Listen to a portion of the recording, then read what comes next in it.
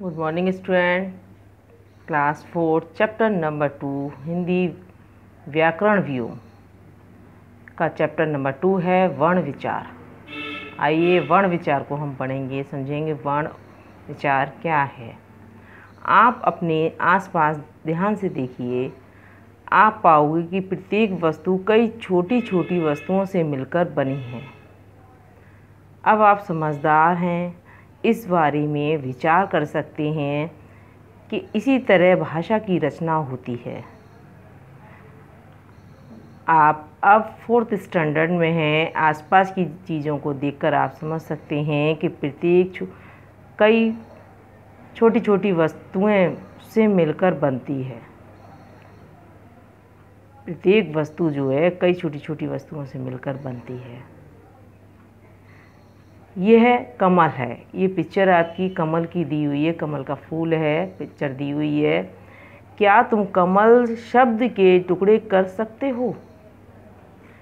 तुम कहोगे हाँ, का कॉमा लगा लगा के, ये कमल कॉमा लगा के टुकड़े किए, ठीक है। अब का कॉमा लगा के लिखा है कमल के टुकड़े करो। अब इसके टुकड़े करने हैं। आपने कमल शब्द के टुकड़े किए तो कॉमा लगा लगा के किए। अब कॉमा लगा लगा के ये जो वर्ण दिए हुए हैं, अब इसके टुकड़े करो तो इनके टुकड़े नहीं होंगे, इनके टुकड़े नहीं होंगे। क्यों नहीं होंगे? क्योंकि कमल कॉमा लगा लगा के ये वर्ण हैं। ये अब ये अलग अलग लिखे हुए तो ये स्वयं एक वर्ण है। का भी वर्ण है, माँ भी वर्ण है और ला भी आपका वर्ण है। ये भाषा की सबसे छोटी इकाई है जिसके हम टुकड़े नहीं कर सकते हैं। वर्ण की परिभाषा है कि भाषा का घर इन वर्ण रूपी छोटी छोटी ईंटों से ही मिलकर बनता है। भाषा की जो सबसे छोटी इकाई है उसे वर्ण कहते हैं। जैसे का के आप कोई टुकड़े नहीं कर सकते हैं, तो ये भाषा की सबसे छोटी इकाई को वर्ण कहते हैं। स्वर और व्यंजनों को व्यवस्थित क्रम में लिखने पर वर्णमाला बनती है। स्वर हमारे आ से अ तक हैं, 11 स्वर होते हैं, 33 व्यंजन होते हैं। पहले हम स्वर लिखते हैं, फिर उसके बाद व्यंजन लिखते हैं और व्यंजनों को व्यवस्थित रूप से लिखते हैं, जैसे का, खा, गा, घा, घा, डा। तो इनसे ही वर्णमाला हमारी बनती है। वर्णमाला के 2 भाग होते हैं, स्वर और व्यंजन। स्वर अभी हमने आपको बताया था, आ से अ तक होते हैं, अ तक दिए हुए हैं, आ से अ तक दिए हुए हैं। छोटा बड़ा ई, बड़ी, छोटा ऊ, बड़ा ऊ, ऋषि, ए से ए, ऐ, ओ, आओ। ये हमारे 11 स्वर दिए हुए हैं। इन ध्वनियों को बोलने में किसी अन्य ध्वनि की सहायता नहीं लेनी पड़ती है। स्वर में किसी स्वर है, इनमें इनको बोलने में किसी ध्वनि की हमें सहायता कभी नहीं लेनी पड़ती है। अंग और आहा ये हमारे अंग से अनुस्वार बिंदु है और आहा ये विसर्ग है। के साथ साथ अंग्रेजी के प्रभाव के कारण एक ध्वनि और आ गई है, आ। ये जो दिया हुआ है आप ऊपर लिखा हुआ, ये एक और ध्वनि आ गई है। इस ध्वनि का प्रयोग अभी हम आगे आपको बताएंगे, ये किस में लगता है, इसका प्रयोग किस में होता है। ऊपर दिया हुआ है आपके, आ का प्रयोग अंग्रेजी शब्दों डॉक्टर, टॉफ़ी, बॉल आदि को बोलने और लिखने में करते हैं।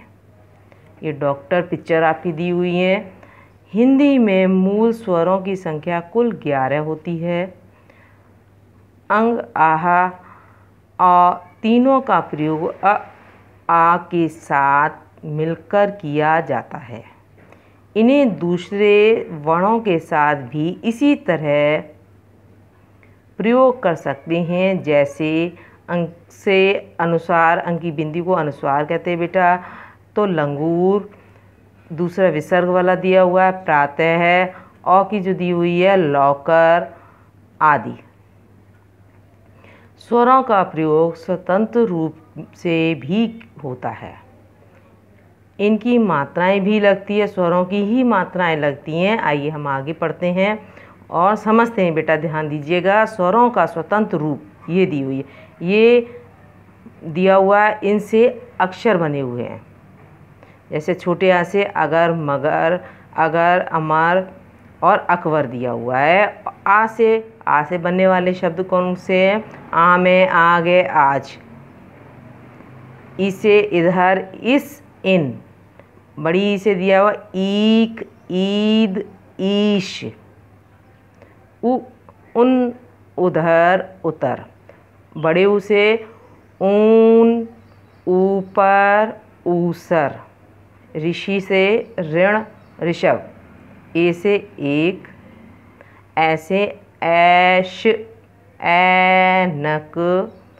औ से और, औ से औरत, और। आइए अब इनकी मात्राएं देखते हैं। इनकी कौन कौन सी मात्राएं हैं यहाँ हम देखेंगे और समझेंगे। छोटे आ की कोई भी मात्रा नहीं होती है। आ की मात्रा होती है। आ का ये ऐसे डंडा लगता है बेटा, इससे हम अक्षर बना लेते हैं। नाम, छोटी की मात्रा आगे से लगती है, इससे अक्षर बनाएंगे, शब्द पे मात्रा लगाएंगे तो ये बन जाएगा हमारा तिल। बड़ी की मात्रा इधर से लगाई जाती है पीछे से, तो कहाँ पे हम बड़ी की मात्रा लगाएंगे? तो कील। ऊ की मात्रा पुल, बड़े ऊ की से दिया हुआ है धूप। और ऋषि की मात्रा से ग्रह, ए से शेर दिया हुआ है। ए की मात्रा से पैर। औ की मात्रा से शोर। औ की मात्रा से बौना। आइए अब व्यंजनों से मिल लें। अब व्यंजन के बारे में जानेंगे। ऊपर हमने स्वरों के बारे में जाना था, अब आगे हम व्यंजन के बारे में जानेंगे। सेकंड लेक्चर में समझेंगे इसको, व्यंजन के बारे में। अभी हमने स्वर और स्वर से बनने वाले शब्द, फिर इनकी मात्रा से, स्वर की मात्रा से बनने वाले शब्दों के बारे में जाना था। अब सेकंड लेक्चर में हम समझेंगे।